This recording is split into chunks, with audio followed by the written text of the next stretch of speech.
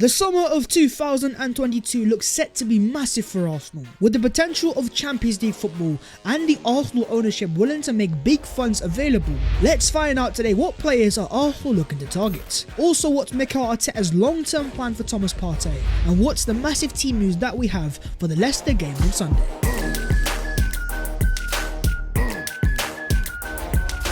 Yo, what is going on, guys? My name is Babs14. Welcome back to your boys channel, and you guys know the business. Smash a like if you enjoy, subscribe if you are new, and help your boy on his road to 80,000 subscribers. But let's get straight into that Arsenal news, and starting off with summer 2022. When it comes to transfers, us Arsenal fans seem to come to life. Whether it's tracking the plane, spotting the clouds, even finding out number plates, us Arsenal fans want to know what is happening with Arsenal when it comes to transfers. And going into summer 2022, it is going to be gargantuan for Arsenal in so many ways. But what's very important, of course, is we find out what positions are Arsenal set to target. Well, according to Chris Wheatley, he's reporting that Football London understands that Arsenal will look to sign 2 forwards this summer, along with a central midfielder and a backup right back. So according to Mr. Wheatley, that's 4 brand new signings that Arsenal are targeting to bring into the transfer window. And what's very interesting there is the targeting of 2 brand new centre forwards. Now, for me, it's not really a surprise that they let go of Pierre-Emerick Aubameyang, Alexandre Lacazette set to leave come the end of the year, and also Edward Nketiah's contract expiring. We are letting go of centre forward after centre forward, so Arsenal are definitely going to need some brand new strikers. And even according to the Evening Standard, Arsenal are prioritising 2 new strikers, a midfielder this summer as a part of plans to back Mikel Arteta. But the club are also said to be exploring the possibility of signing a winger, left-sided centre-back, and a brand new right-back. That centre-back role I'm not really too concerned about because of course we have the returning William Saliba, but right-back I can understand. Tomiyasu isn't always fit, and Cedric Suarez isn't the long-term backup quality that Arsenal require. And even looking at that central midfield, that number 8, the box-to-box player, I think it's very important that Arsenal look to upgrade upon Granit Xhaka. I think many Arsenal fans will agree that Arsenal's priority position in that summer is going to be a brand new centre forward. And on the specific targets, according to the Standard, Arsenal are watching closely developments of Dominic Calvert-Lewin, Alexander Isak, Jonathan David, Darwin Núñez, and Armando Broja. So there's quite a few interesting names there, but the one that stands out straight away is Dominic Calvert-Lewin. As things stands, I think a lot of Arsenal fans might actually have doubts over this player, especially with the current season that he's having. But at the same time, let's just say if Everton were to go down, which is looking like a very realistic possibility as things stand, then it will be an opportunity for Arsenal Football Club to sign a player like Dominic Calvert-Lewin, 25 years of age, peak of his powers, for a very cheap price tag. But here's my striker that I think us Arsenal fans need to keep an eye on, and that is going to be Atletico Madrid's João Felix. Now, this would be a blockbuster signing if Arsenal could make happen, and a very expensive one as well. It would also require Champions League football, but the fact that Arsenal are targeting 2 types of centre forwards. Now, one of those players is definitely going to be an old-fashioned goal-scoring number 9. Whether that's Dominic Calvert-Lewin or Jonathan David or even Alexander Isak, we're definitely going to sign that type of striker. But that second striker I think Arsenal look to sign is more of a false 9 type of profile. A player that can drop deep, link up the play, and help Arsenal sustain pressure in that final third. And that player could be Jonathan David, but for me, if we have the funds available, if the Cronkies are willing to back this Arteta project massively, then why not João Felix? But talk to me about yourselves, and if you had 2 strikers that you could sign for Arsenal Football Club, who would those players be? According to the Standard, in midfield, Arsenal are long-term admirers of Douglas Luiz, Ruben Neves, and Yuri Tielemans. Luiz and Tielemans will both have 1 year left on their respective contracts in the summer, and neither are close on signing an extension. I think Douglas Luiz is a decent little player, but the fact that his agent's Kia João, he's got that Brazilian link with Edu Gaspar, I think that's more of paper talk. Looking at the likes of Ruben Neves and in particular Yuri Tielemans, that number 8 box-to-box profile, I know Tielemans has that defensive doubts, but going forwards, if we were to have a player like Yuri Tielemans instead of Granit Xhaka, that passing quality, the incisiveness in that final third, the assist and even goal threats would be massive with a Yuri Tielemans in that team. But just like with the centre forwards, in your opinion, who is your standout Arsenal central midfield target? The Standard also claim that whether they can qualify for the Champions League next season will determine the size of Arsenal's budget in the summer transfer market, but they are ready to spend on the players they believe can take them to the next level. As Mikel Arteta infamously said last year, the project is going to go bang, and if we can get Champions League football come the end of this year, that is when the project is going to go bang. And all the big name signings that Arsenal couldn't attract before, with Champions League football, those all become possible. responsibilities. That is exactly why it's so important that these Arsenal players remain focused with 13 games left of this Premier League season to secure that Champions League football, and we are feasting this next summer transfer window. But as the Standard also points out, Arsenal are also looking to target a brand new winger, and we already have the likes of Bukayo Saka. We have a lot of wingers, but if Arsenal are looking for a brand new one, there's a certain player out of Man United that looks set to be available. Because as Fabrizio Romano confirms, Marcus Rashford is considering his future at Man United, as he's concerned about his lack of game time. He has always been professional, but he wants clarity. His current Manchester United deal runs out in June 2023. So Marcus Rashford's only going to have 1 year left on his contract come the summer transfer window, and this has spiked a bit of a conversation on Arsenal social media. Is Marcus Rashford a player that Arsenal should be targeting? Myself, I've always been a massive fan of Marcus Rashford, and if you'd offered me him a couple years ago, I would have taken him in there and then, no questions asked. Double figures for goals and assists, firing Man United in the Champions League, and he was still, 21 years of age. But since then, his career has gone into stagnation, and now he's not even starting for a struggling Man United team. Now for me, the key thing here is going to be Mikel Arteta. Under the coaching of Mikel Arteta, having seen what he's done with the likes of Saka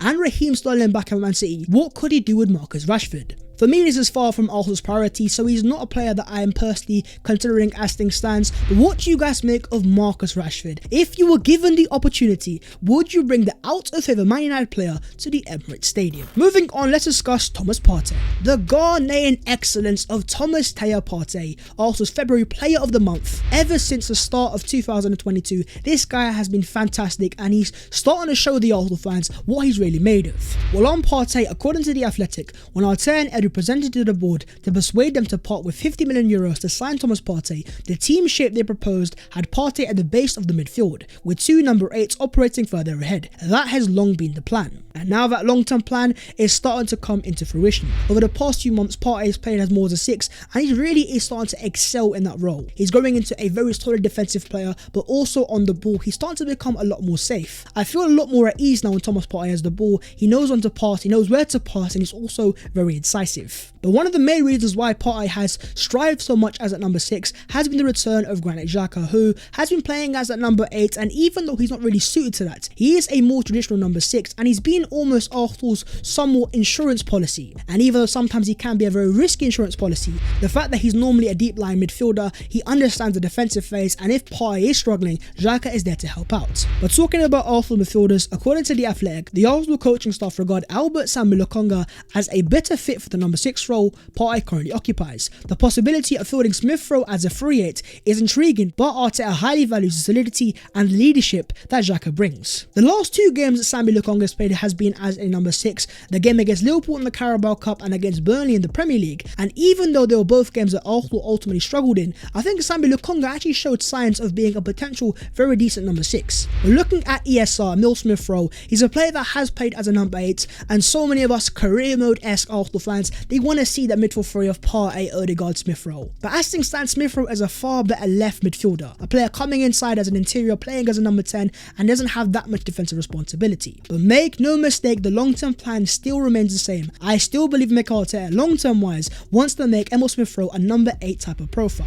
That is why we've seen him there on a few occasions this year, and I think going into the future, as Arsenal get better and better and start to understand the system, we will slowly but surely see Smith Rowe train back as a number 8. But talk to me about yourselves, and do you think ESR has the long-term capacity to play as a number 8? Aaron Ramsdale speaking on his toughest opponents. The one I hate playing against the most is Jamie Vardy. The guy just doesn't stop running. I'd love to have him on my team, but I hate playing against him. I've played against him 5 times now and he scored 4 times. So the player that Ramsdale hates playing against the most is Jamie Vardy, which isn't promising because guess who we're playing on Sunday? That's right, Jamie Vardy's Leicester City. But talking about Jamie Vardy, according to Sky Sports News in the UK, Jamie Vardy is out of the game of the weekend due to injury. Now that is going to be a massive boost for Arsenal Football Club because obviously you don't wish injury upon any player. He is their best player, he is their top goal scorer, he's the biggest goal threat. And the reason why Leicester are down there in the first place fighting mid-table is because Jamie Vardy's missed so many games via injury in the first place. But what are your own thoughts going into that game on Sunday? And if there isn't going to be Jamie Vardy, are you more confident that Arsenal can go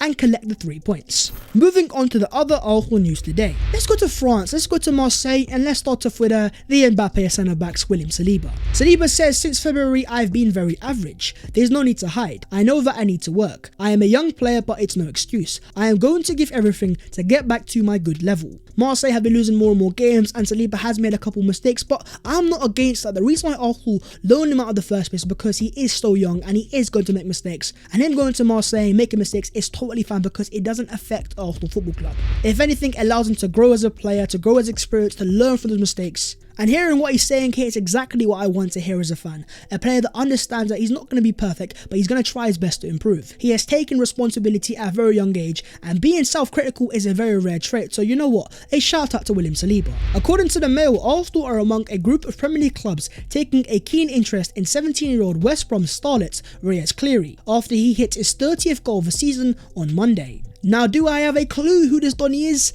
No, I do not. But at the same time, as Arsenal have shown with the recent academy signing in Lino Souza, they do like signing West Brom academy players. According to the reports, as well as Arsenal, Southampton, Newcastle and Everton have all expressed an interest in signing the stocky teenager, while Bayer Leverkusen and Red Bull Salzburg have also watched him throughout the season. The team that stands out there is Red Bull Salzburg. Not only have they had the likes of Dominic Szoboszlai in the past, Sadio Mane, even Erling Haaland. If Salzburg are to scout a player quite often, that player is pretty decent. Bukayo Saka, and if there is a rivalry between him and Smith Rowe to score the most goals this season, we just want to see each other do well. Of course there is a bit of rivalry, but it's nothing. We all just want to score goals for Arsenal because it's been our dream since we were kids. But as things stand, Saka has 13 goals and assists and Smith Rowe has 11 within the Premier League. So my question to you is, come the end of the year, which of the two is going to have more? Martin Odegaard on Arsenal's top 4 hopes. Obviously that is a target. So we will do everything to get there, and we will take it game by game and try to win each one, and then we'll see in the end. But of course, that is the big goal, and I believe we can do it. And here are Arsenal's 3 remaining fixtures in the month of March.